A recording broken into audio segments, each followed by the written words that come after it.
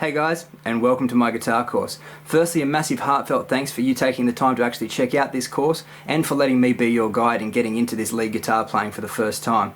Now in this course we're going to be looking at all the basics you're going to need to create really melodic and interesting guitar solos and improvisations. We're going to look at the basics of actually playing hammer-ons, pull-offs and bending.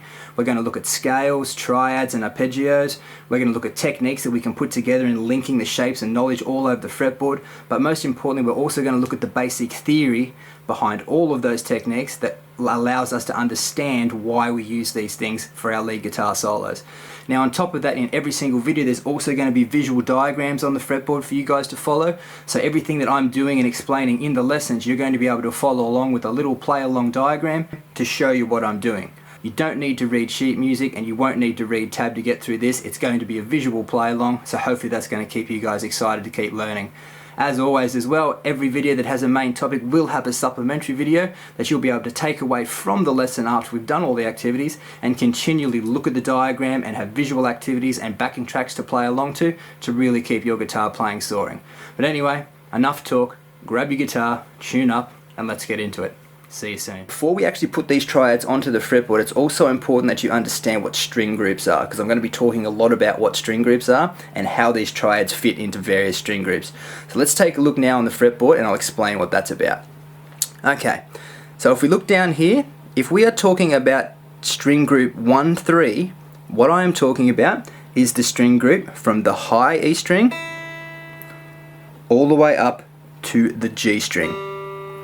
So we're going from a high E string and then up 3 to the G string. So 1, 2, 3, including the high E string, of course.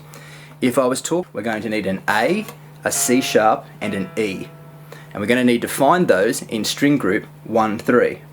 Now the good thing about triads is that on string group 1-3, there is only 3 combinations of those notes that form the 3 main shapes of the triad. So if I was to do that and I knew where my octaves were and all the notes on the fretboard, I can know down here on the G string, on the 14th fret, I'm going to have an A note.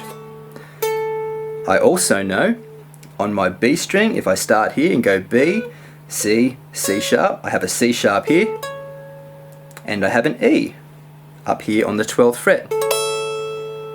That position there is the root position of an A major triad. Now of course you could play it down here as well, exactly the same thing, but just for the ease of learning I'm showing you up here so you can see it in its root position format. Now again, just to recap, we are